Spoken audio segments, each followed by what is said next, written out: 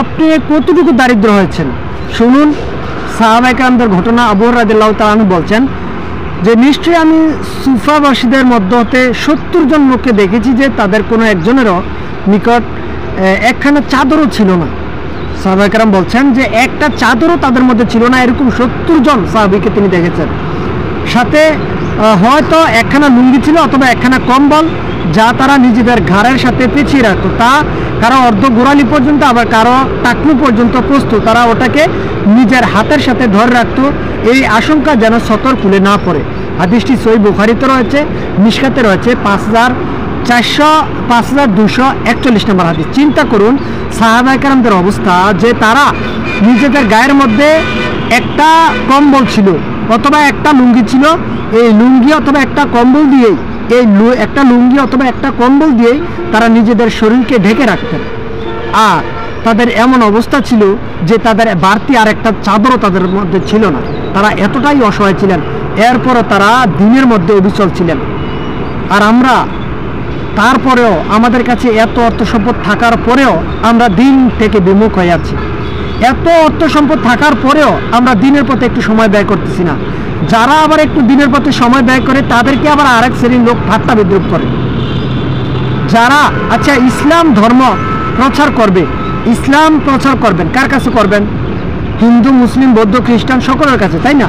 তো তারা এক শ্রেণীর লোক বলছে যে মুসলিমদের কাছে কেন ইসলাম প্রচার করবে? ইসলাম প্রচার করবে শুধু কাফেরদের কাছে। রাসূল কি কাফেরদের কাছে দাওয়াতি কাজ করছেন না? এই হচ্ছে তাদের দাওয়াত। কতটা নিকৃষ্ট মনের মানুষেরা, নিজেরাও দিন প্রচার করতে চাচ্ছে না, আবার যারা করবে তাদেরকে ওরা বিভিন্নভাবে বাধা প্রদান করছে। অথচ আপনি একটাবার চিন্তা করুন যে সালাত, সিয়াম, যাকাত এগুলো কি কাফেরদের জন্য এসেছে? কাফেরদের জন্য এসেছে। আপনার চরিত্রকে সৌন্দর্য করার জন্য যত হাদিসের যত উপদেশগুলি রয়েছে, তাকওয়া অর্জন করার জন্য যত উপদেশ রয়েছে, এগুলো কি কাফেরদের জন্য এসেছে? অবশ্যই না। এগুলো মুসলিম, খ্রিস্টান, বৌদ্ধ সকলের জন্য, বিশেষ করে এগুলো মুসলিমদের জন্য। সালাত আদায় কে করবে? কাফের করবে না মুসলিম করবে? মুসলিম করবে। তাহলে কেন বলছে যে কাফেরদের কাছে দাওয়াতি কাজ করার জন্য? তার মানে এরা হচ্ছে সুবিধাবাদী। এরা নিজে ইসলাম মানতে চাইবে না, আরেকজনে ইসলাম মানতে চাইবে সেটাও তারা সহ্য করতে পারবে না। এই হচ্ছে এদের অবস্থা। আল্লাহ হেদায়েত দান করুক। বলছিলাম যে দাওয়াতি কাজ আপনাকে করতে হবে, দিন চর্চা করতে হবে, দিন ঘাটতে হবে, দিনকে মানুষের সামনে উপস্থাপন করতে হবে। আল্লাহ তাআলা কোরআন কারিমে আল্লাহ নবীকে বলছেন যে হে নবী, আপনি নিজে বাঁচুন, আপনার আহাল পরিবারকে বাঁচান। আল্লাহ তাআলা তার নবীকে বলছেন এবং মুমিনদেরকে বলছেন, সমস্ত মানুষকে বলছেন। নবীকে বলা মানে কি শুধু নবীকে বলা? নবীকে বলা নয়, শুধুমাত্র নবীকে বলা নয়, নবীকে দিয়ে আল্লাহ তাআলা সমস্ত মুমিনাত, সমস্ত মুমিনাতদেরকে বলেছেন। সম্মানিত দিনী ভাইরা, বলছিলাম যে এই হচ্ছে সাহাবীদের অবস্থা।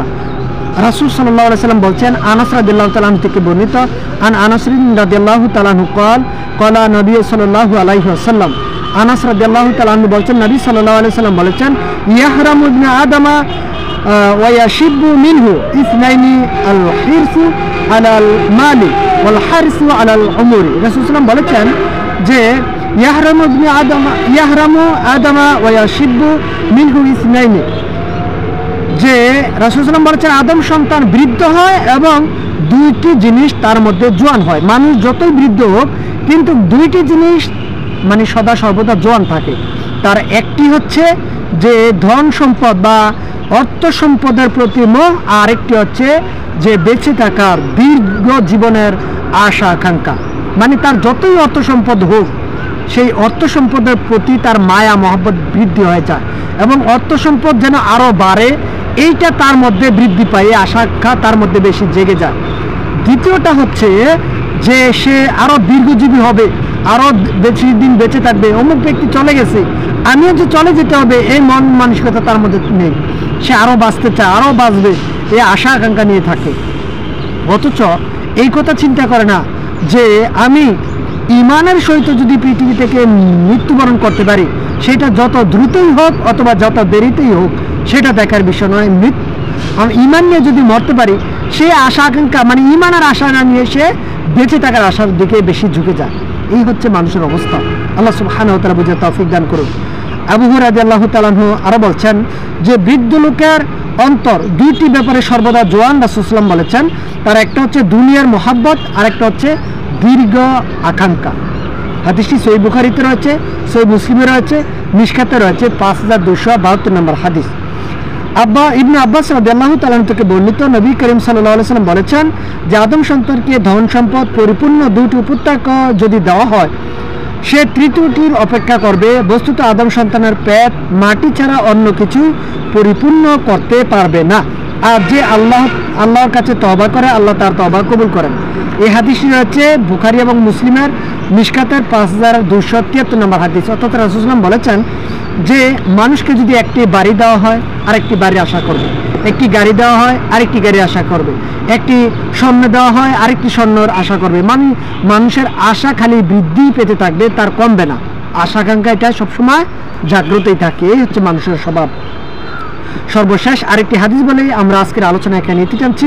ইবনু ওমর রাদিয়াল্লাহু তাআলা আনহু বলছেন, একবার রাসূলুল্লাহ সাল্লাল্লাহু আলাইহি ওয়াসাল্লাম আমার শরীরের এক অংশ ধরে বললেন যে পৃথিবীতে মুসাফির অথবা পথযাত্রীর ন্যায় জীবনযাপন করো।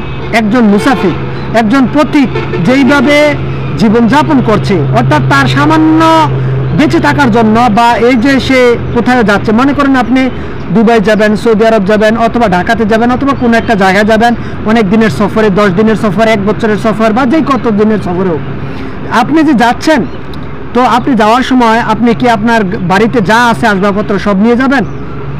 না, সাময়িক আপনার যেটুকু প্রয়োজন, পানি বা আসবাবপত্র বা খাবার দাবার যেটুকু আপনার না হলে নয়, এরকম কিছু সামান্য কিছু প্রয়োজন, তাই না? এতটুকু প্রয়োজন, যেতটুকু হলে পরে আপনার জীবনটা অন্তত বাঁচবে, যেতটুকু হলে পরে আপনি একটু সুবিধা নিতে পারবেন, ততটুকু নিয়েই আপনি সফরে যাবেন, তাই না? তো রাসূলুল্লাহ সাল্লাল্লাহু আলাইহি ওয়াসাল্লাম উদাহরণ দিচ্ছেন, তুমি ওইভাবে দুনিয়াকে প্রাধান্য দাও যে একজন সফরকারী ব্যক্তি, সে পথচারী ব্যক্তি যেরকম যেভাবে সে সামান্য কিছু জিনিস হলেই তার জীবনযাপন চলে যায়, এরকম আশাকাঙ্ক্ষা থাকে। যেতটুকু হলে সে জীবন বাঁচবে, যেতটুকু হলে তার চলবে, এতটুকু নিয়ে যেমন সে মানে শান্তিতে থাকে বা শুকরিয়া আদায় করে, ঠিক তুমি ওই পথিকের মতো তুমি হয়ে যাও। রাসূলুল্লাহ সাল্লাল্লাহু আলাইহি ওয়াসাল্লাম তাকে বলছেন ওই মুসাফিরের মতো হয়ে যাও। তারপরে তিনি বলছেন প্রতিনিয়ত নিজেকে তুমি কবরবাসীদের একজন মনে করো। কবরবাসী, কবরের মধ্যে যে ব্যক্তি আছে তার অবস্থা কি? সে সবসময় একা। তার পৃথিবীতে কি আর কেউ আছে? যে ব্যক্তি কবরে আছে তার কি সাথে কেউ আছে? পৃথিবীর কেউ নেই। তো রাসূলুল্লাহ সাল্লাল্লাহু আলাইহি ওয়াসাল্লাম বলছেন তুমি ওই কবরবাসীদের মতো নিজেকে সবসময় মনে করো। এরপরে রাসূলুল্লাহ সাল্লাল্লাহু আলাইহি ওয়াসাল্লাম আরও বলছেন, তারপর আল্লাহ রাসূল সাল্লাল্লাহু আলাইহি ওয়াসাল্লাম তিনি বলছেন যে তারপর আল্লাহর রাসূল সাল্লাল্লাহু আলাইহি ওয়াসাল্লাম আমাকে বললেন, ইবনে ওমর, সকাল হলে সন্ধ্যা পর্যন্ত বেঁচে থাকার আশা করো না, এবং সন্ধ্যা হলে সকাল পর্যন্ত বেঁচে থাকার আশা করো না। আর অসুস্থতার পূর্বে সুস্থতাকে মূল্যায়ন করো, এবং মরণের পূর্বে জীবনকে মূল্যায়ন করো।